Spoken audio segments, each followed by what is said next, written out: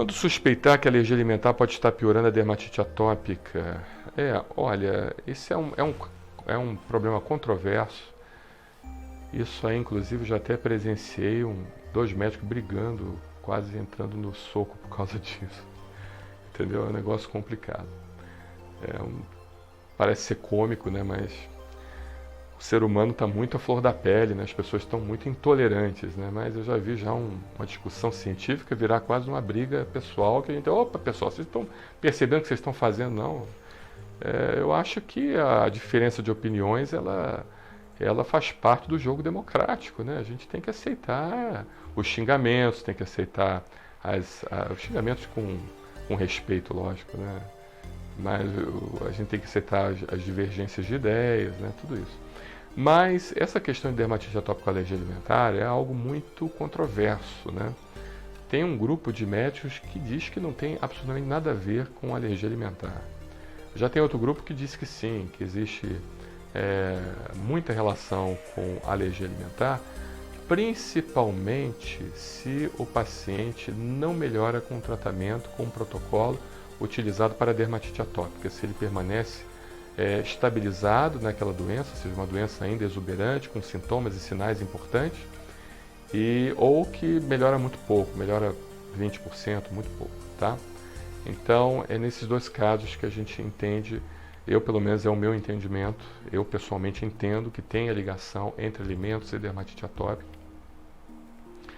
e que, de certa forma, nesses casos onde existe uma melhora muito pequena de determinados pacientes com dermatite atópica não melhoram seguindo os protocolos, aí sim pode ter uma questão alimentar. Agora a gente precisa entender que se a gente pegar o quantitativo de pacientes, presta atenção que isso é importante, que tem dermatite atópica, 60% deles, ou seja, 6 em cada 10, vão apresentar positividade nos testes para alimentos.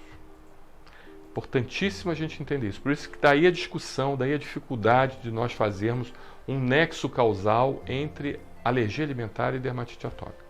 60% dos pacientes com dermatite atópica, seja aqueles que melhoram ou que não melhoram, aqueles que têm leve, moderado e grave, têm resultados positivos para alimentos, né?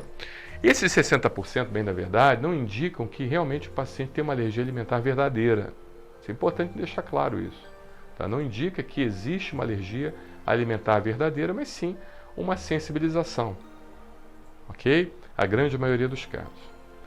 Uma sensibilização que pode acontecer por causa da condição do intestino de um paciente com dermatite atópica, ele naturalmente já ter uma perda da sua funcionalidade de barreira, de ter um aumento da sua permeabilidade intestinal, deixando determinadas macromoléculas passarem para o organismo.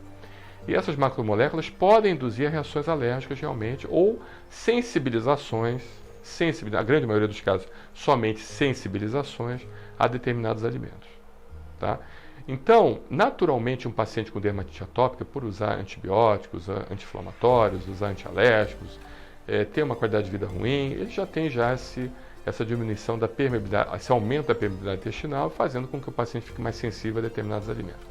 Agora, estatisticamente, 20% dos pacientes com dermatite atópica, aí tem realmente um quadro de alergia alimentar verdadeiro, ou seja, é sensível, dá positivo no teste alérgico, e essa positividade, ela tem relação com os sintomas que o paciente apresenta, entendeu? Então, assim, é controverso o assunto, mas eu sou da linha que acredita que sim, que pelo menos esses 20% precisam ser analisados, precisam ser valorizados, e a gente precisa fazer o diagnóstico diferencial. Hoje você tem os exames Imunocap-Isaac, que vê os componentes dos alimentos, né? Dá para você ter uma ideia, principalmente aquele quadro grave, né? Você pega um paciente com urticária grave, uma dermatite atópica grave, e você não consegue uma melhora. O que você faz? Nesse caso, a dieta de restrição ela pode ajudar.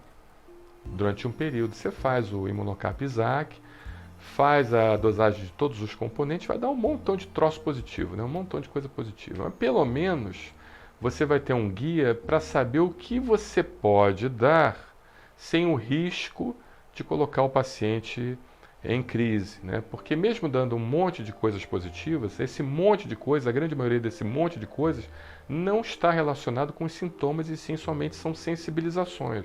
Mas pelo menos você vai entender qual vai ser a dieta alimentar a ser aplicada naquele paciente, porque você vai ter pelo menos um quantitativo de alimentos que não deu positivo. E esse quantitativo pode ser utilizado naquela dieta alimentar e você reintroduzindo aqueles alimentos aos poucos, até aqueles que deram positivos. Ou seja, você vai, suponha, você faz por exemplo, hipotético, uma suposição, né? O paciente não é alérgico a feijão, arroz, a batata, a cenoura, tá, beleza. Aí você vai fazer uns 15 dias daquela alimentação, né? E depois você vai reintroduzindo um alimento após o outro, né? Para poder quantificar e qualificar se aquele paciente vai desenvolver alguma reação de hipersensibilidade. Porque pode ser que aquele alimento que você introduz ele seja somente sensível, mas não alérgico. Aí você vai saber o que realmente é alergia, o que é realmente sensibilidade, porque ele comendo o alimento e ele piorando do quadro clínico logo após a colocação a mais da dieta alimentar, de um alimento supostamente, possivelmente alergênico, ele não piorando, ótimo, você mantém aquele alimento. Ele piorando, aí você descarta. Aí você vai realmente saber qual é o alimento que tem essa possibilidade. Existem também trabalhos, existe gente séria estudando a questão de dessensibilização, ainda é um pouco controverso, dessensibilização com alimento.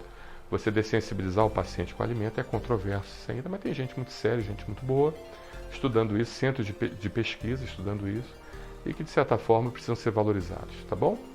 Obrigado, abraço, muito obrigado pela sua pergunta, é difícil a pergunta, mas foi boa, foi gostoso conversar. Obrigado.